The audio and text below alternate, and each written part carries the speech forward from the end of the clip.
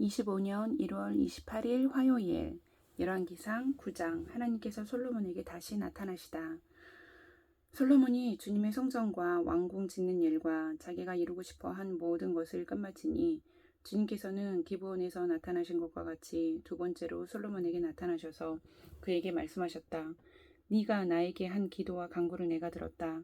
그러므로 나는 내가 내 이름을 영원토록 기리려고 지은 이 성전을 거룩하게 구별하였다. 따라서 내 눈길과 마음이 항상 이곳에 있을 것이다.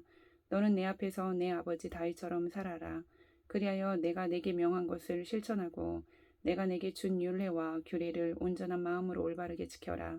그리하면 내가 내 아버지 다윗에게 이스라엘의 왕좌에 앉을 사람이 그에게서 끊어지지 아니할 것이라고 약속한 대로 이스라엘을 다스릴 내 왕좌를 영원히 지켜주겠다. 그러나 너와 내 자손이 나를 따르지 아니하고 등을 돌리거나 내가 내게 일러준 내 계명과 율례를 지키지 아니하고 곁길로 나아가서 다른 신들을 섬겨 그들을 숭배하면 나는 내가 준 그 땅에서 이스라엘을 끊어버릴 것이고 내 이름을 기리도록 거룩하게 구별한 성전을 외면하겠다. 그러면 이스라엘은 모든 민족 사이에서 한낱 속담거리가 되고 웃음거리가 되고 말 것이다. 이 성전이 한때 아무리 존귀하게 여김을 받았다고 하더라도 이곳을 지나가는 사람마다 놀랄 것이고 어찌하여 주님께서 이 땅과 이 성전을 이렇게 되게 하셨을까 하고 탄식할 것이다. 그러면서 그들은 이스라엘 백성이 자기들의 조상을 이집트 땅으로부터 이끌어내신 주 그들의 하나님을 버리고 다른 신들에게 미혹되어 그 신들에게 절하여 그 신들을 섬겼으므로 주님께서 이 온갖 재앙을 그들에게 내리셨다 하고 말할 것이다. 솔로몬은 주님의 성전과 왕궁 이 두 건물을 다 짓는데 20해가 걸렸다. 두로의 히람 왕이 백향목과 잣나무와 금을 솔로몬이 원하는 대로 모두 보내왔으므로 솔로몬 왕은 갈릴리 땅에 있는 성읍 20개를 히람에게 주었다.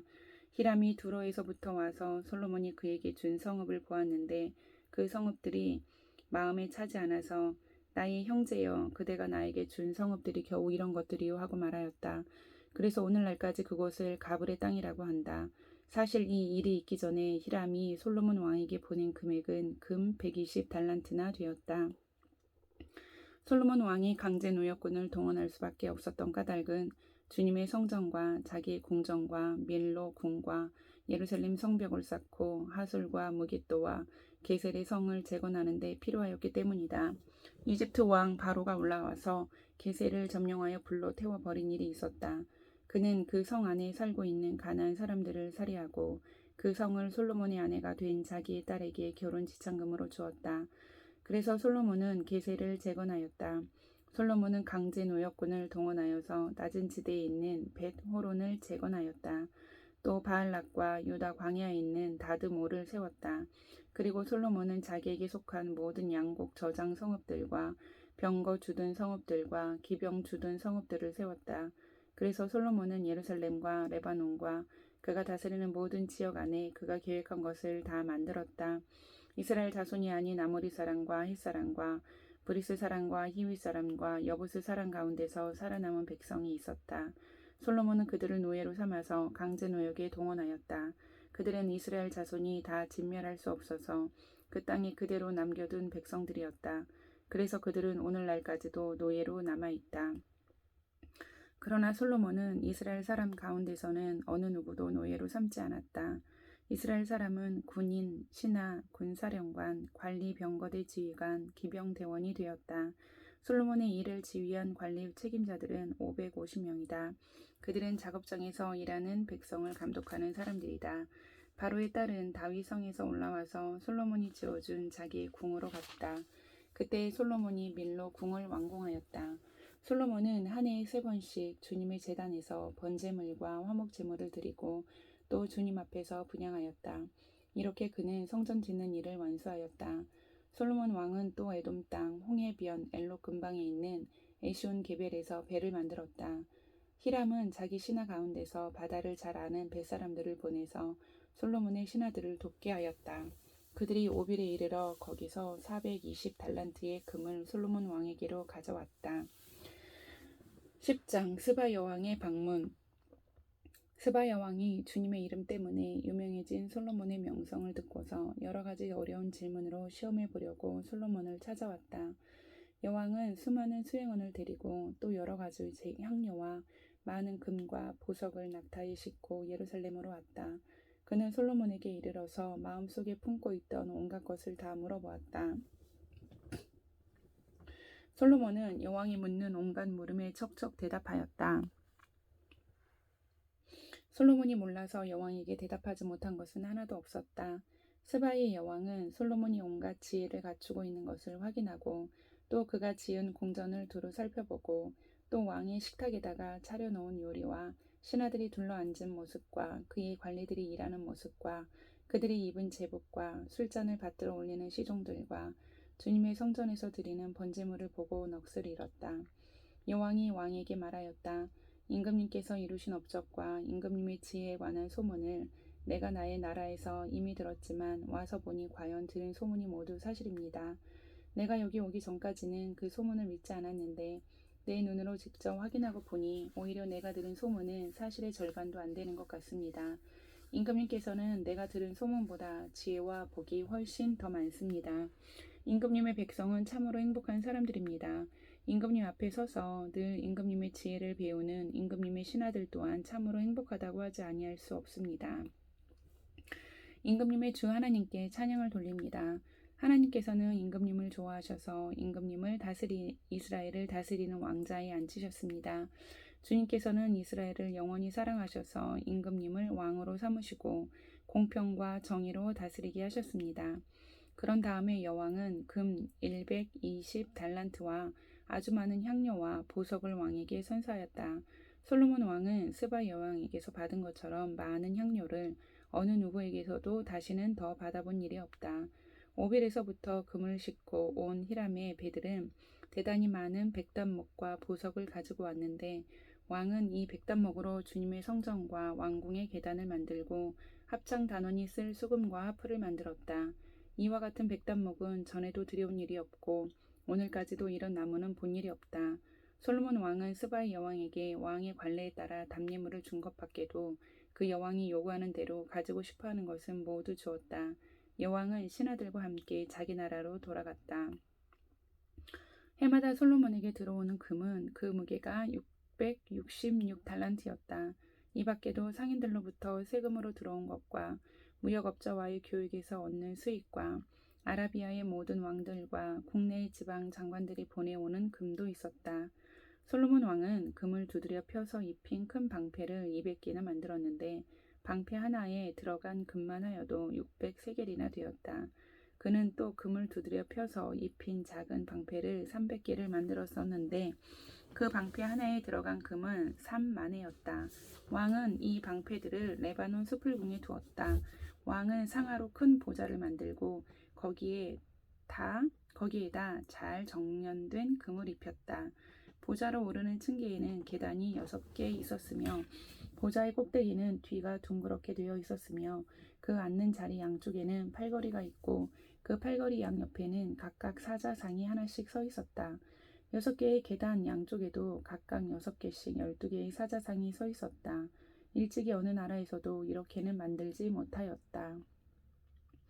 솔로몬 왕이 마시는 데 쓰는 모든 그릇은 금으로 되어 있었고 레바논 수풀궁에 있는 그릇도 모두 순금이며 은으로 된 것은 하나도 없었다. 솔로몬 시대에는 은은 귀금속 축에 들지도 못하였다. 왕은 다시스 배를 바다에 띄우고 히람의 배와 함께 해상무역을 하게 하였다. 새 해마다 한 번씩 다시스의 배가 금과 은과 상아와 원숭이와 공작새들을 실어 오고는 하였다. 솔로몬 왕은 재산에 있어서나 지혜에 있어서나 이 세상의 그 어느 왕보다 훨씬 뛰어났다. 그래서 온 세계 사람은 모두 솔로몬을 직접 만나서 하나님께서 그의 마음에 넣어주신 지혜의 말을 들으려고 하였다. 그래서 그들은 각각 은그릇과 금그릇과 옥과 갑옷과 향료와 말과 노새를 예물로 가지고 왔는데 해마다 이런 사람의 방문이 그치지 않았다. 솔로몬이 병거와 기병을 모으니 병거가 1,400대, 기병이 12,000명에 이르렀다. 솔로몬은 그들을 병거 주둔성과 왕이 있는 예루살렘에다가 나누어서 배치하였다. 왕 덕분에 예루살렘에는 은이 돌처럼 흔하였고 백향목은 세펠라 평원지대의 뽕나무만큼이나 많았다. 솔로몬은 말을 이집트와 구에로부터 수입하였는데 왕실 무역상을 시켜서 구에에서 사들였다. 병거는 이집트에서 한 대에 은 600세겔을 그리고 말은 한 필에 은 150세겔을 주고 들여와서 그것을 헷 쪽의 모든 왕과 시리아 왕들에게 되팔기도 하였다. 11장 솔로몬이 하나님에게서 돌아서다. 솔로몬 왕은 외국 여자들을 좋아하였다. 이집트의 바로의 딸 말고도 모압 사람과 암몬 사람과 에돔 사람과 시돈 사람과 헷 사람에게서 많은 외국 여자를 후궁으로 맞아들였다. 주님께서 일찍이 이 여러 민족을 두고 이스라엘 자손에게 경고하신 일이 있다. 너희는 그들과 결혼을 하고자 해서도 안 되고 그들이 청혼하여 오더라도 받아들여서는 안 된다. 분명히 그들은 너희의 마음을 그들이 믿는 신에게로 기울어지게 할 것이다 하고 말씀하셨다. 그런데도 솔로몬은 외국 여자들을 좋아하였으므로 마음을 돌리지 못하였다. 그는 자그마치 700명의 후궁과 300명의 첩을 두었는데 그 아내들이 그의 마음을 사로잡았다. 솔로몬이 늙으니 그 아내들이 솔로몬을 꾀어서 다른 신들을 따르게 하였다. 그래서 솔로몬은 자기 주 하나님께 그의 아버지 다윗만큼은 완전하지 못하였다. 솔로몬이 시돈 사람의 여신 아스다롯과 암몬 사람의 우상 밀곰을 따라가서 주님 앞에서 악행을 하였다. 그의 아버지 다윗은 주님께 충성을 다하였으나 솔로몬은 그러하지 못하였다. 솔로몬은 예루살렘 동쪽 산에 모압의 혐오스러운 우상 그모스를 섬기는 산당을 짓고 암몬 자손의 혐오스러운 우상 몰렉을 섬기는 산당도 지었는데 그는 그의 외국인 아내들이 하자는 대로 그들의 신들에게 향을 피우며 제사를 지냈다. 이와 같이 솔로몬의 마음이 주 이스라엘의 하나님을 떠났으므로 주님께서 솔로몬에게 진노하셨다. 주님께서는 2번씩이나 솔로몬에게 나타나셔서 다른 신들을 따라가지 말라고 당부하셨지만 솔로몬은 주님께서 하신 말씀에 순종하지 않았다. 그러므로 주님께서 솔로몬에게 이렇게 말씀하셨다. 네가 이러한 일을 하였고 내 언약과 내가 너에게 명령한 내 법규를 지키지 아니하였으니 내가 반드시 네게서 왕국을 떼어서 내 신하에게 주겠다. 다만 네가 사는 날 동안에는 네 아버지 다윗을 보아서 그렇게 하지 않겠지만 네 아들 때에 이르러서는 내가 이 나라를 갈라놓겠다.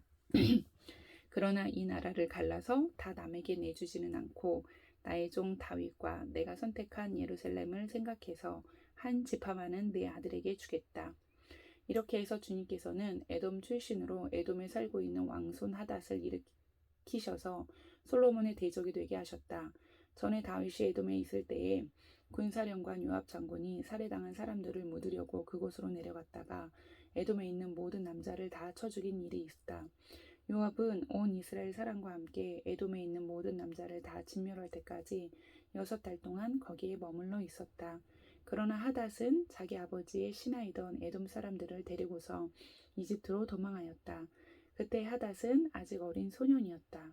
그들은 미디안에서 출발하여 바란에 이르렀고 그곳에서 장정 몇 사람을 데리고 이집트로 내려가서 이집트 왕 바로에게로 갔다. 이집트 왕 바로는 그에게 집과 얼마만큼의 음식을 내주고 땅도 주었다. 하닷이 바로의 눈에 들었으므로 바로는 자기의 처제 곧 다브네스 왕비의 동생과 하닷을 결혼하게 하였다.